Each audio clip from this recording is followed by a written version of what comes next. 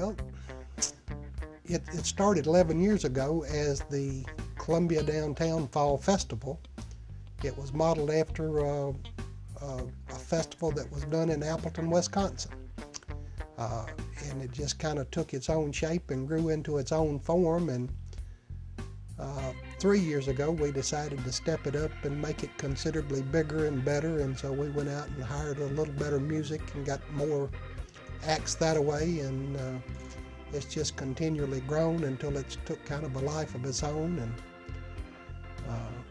this year we've got probably the best talent. We've been doing this, like I said, this is our 11th year, and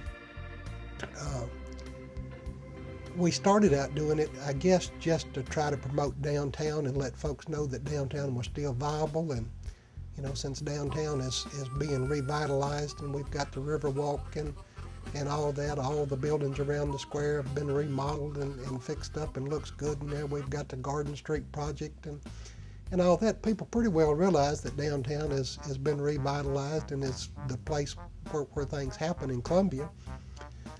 But it had taken on such a life of its own. We do it now more, I think, as a public service to give the folks a chance to come out and hear some good entertainment and have some food. And, there'll be a lot of vendors there that make a living out of this. There'll be a lot of service clubs there that are making money to help fund other things and all that kind of thing as it goes on.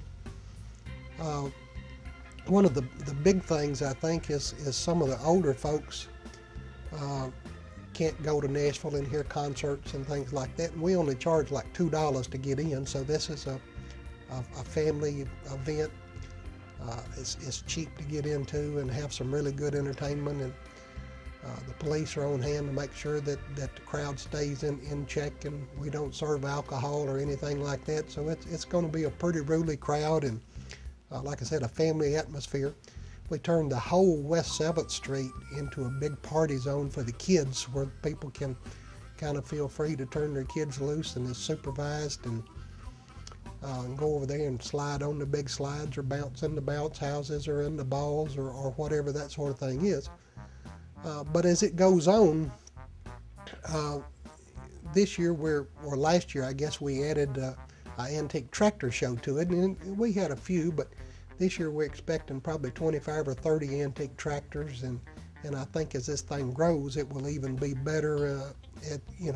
People love to see the old-timey tractors and things and that sort of thing. So, we've got that, and on Saturday we're going to have a little train for the kids to ride that's going to run around and like over into the park at Riverside and go around by the Rotary Pavilion and then swing back over to here, and they can do that. But we talked about food a minute ago, but there's going to be 22 different food vendors, and I think you can buy everything from Kentucky Fried Chicken to maybe a fried Snickers bar, fried green tomatoes, that sort of thing.